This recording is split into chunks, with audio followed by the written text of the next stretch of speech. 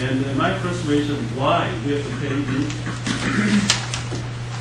US dollars? And this is the table, and the figure clearly shows that as time goes by, Japan, Russia, United States, they don't have any trade at all with North Korea. And then one is here, China, and the other is South Korea. So without China, without South Korea, they cannot survive.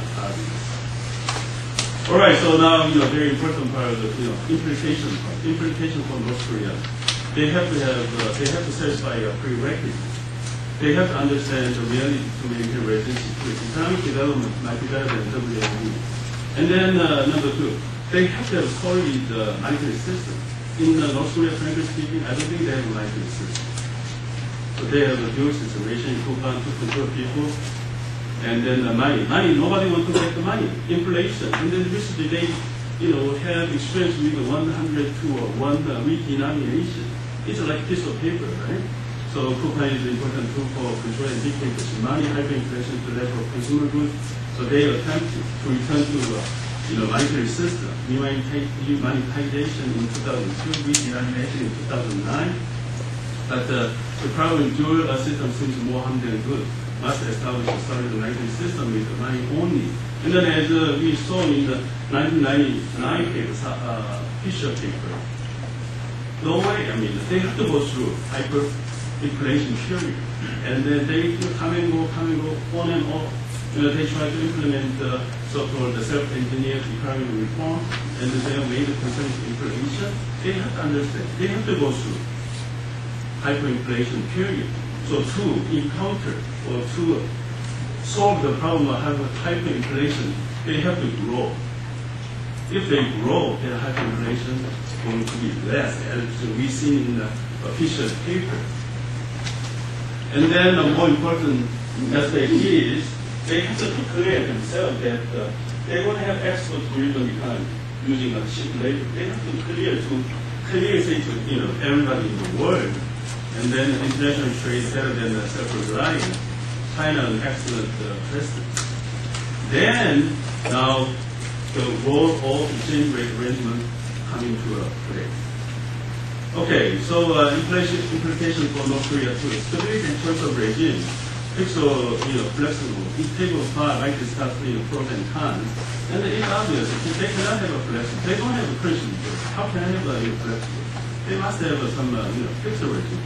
If they take a fixed regime, it's good for them because they want to eliminate currency risk for their exporters and the counterpart input, and no cost of hedging, no currency speculation, maintain autonomy of monetary policy. As long as they import capital control, they can maintain autonomy of monetary policy based on impossible treaty.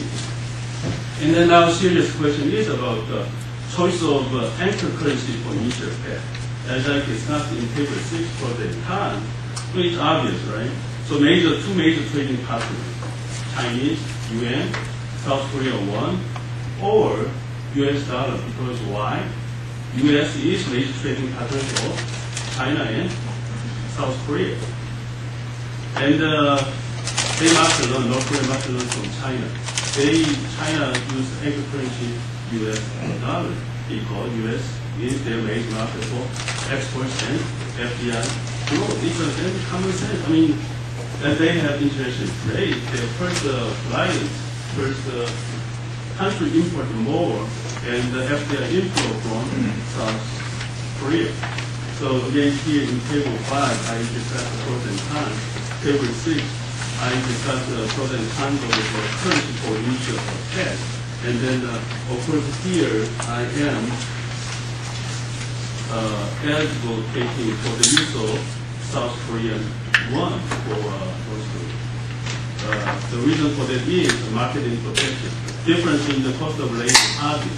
And we all know that, right? North Korean products in South Korea will be very cheap. Accelerate intra-trade, gradual economic unification. If they adopted Chinese yuan as an anchor currency, as we see through Vietnam, they cannot be over China. They have to use the South Korean won.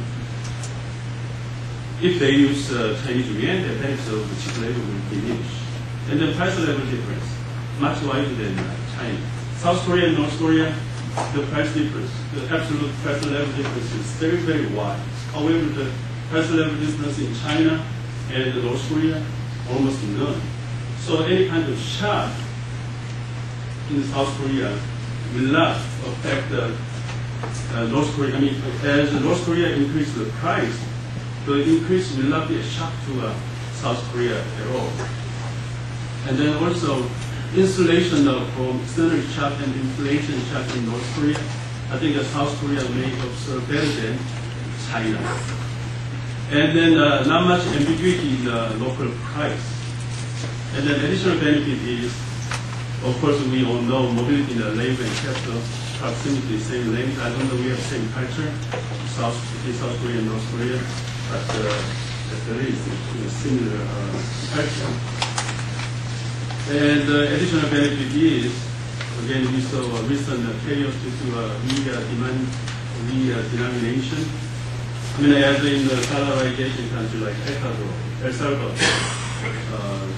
so that kind of country, the most important part is psychological confidence and the credibility, less anxiety to North Korean people.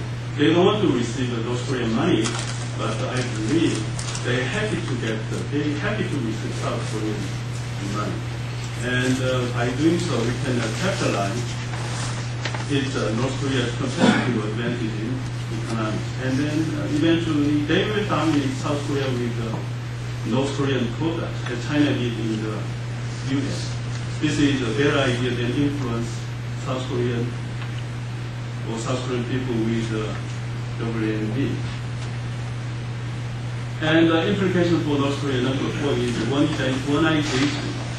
And as I said earlier, recent trend is, in my opinion, fixed.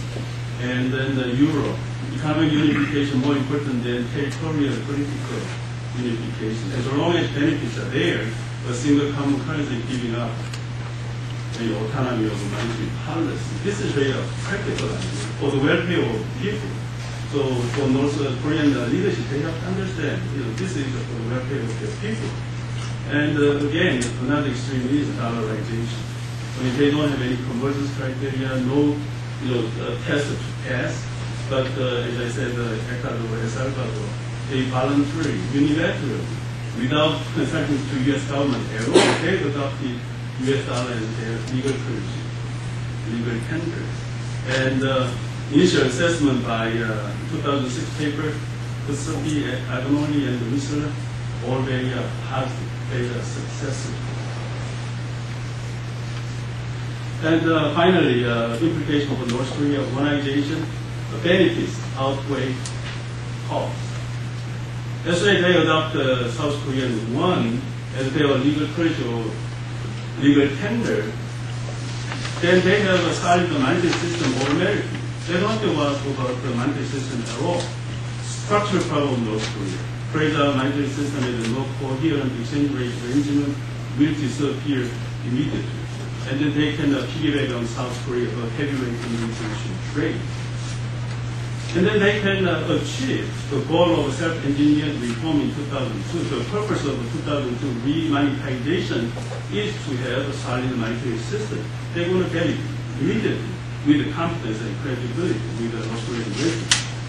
And then also it can be an effective tool control, as I said earlier, hyperinflation for transition to achieve its immediate economic goal. And then they have to learn from Jeong and Deng in China, as long as whatever it is, it catches mice or mouse. They don't care about the color of the cat. Right? So North Korea, they have to listen. As long as they can make their people not hungry, they have to do everything like all the member countries did in the monetary union in Europe. So why not? They can adopt South Korean won as their official currency. How can the South Korea say no to them? In my opinion, no way, right? And then we'll say cost of printing the money. I mean, North Korea, they don't have to worry about the printing the money. They can bring the money, South Korean currency from South Korea to the Bank of Korea.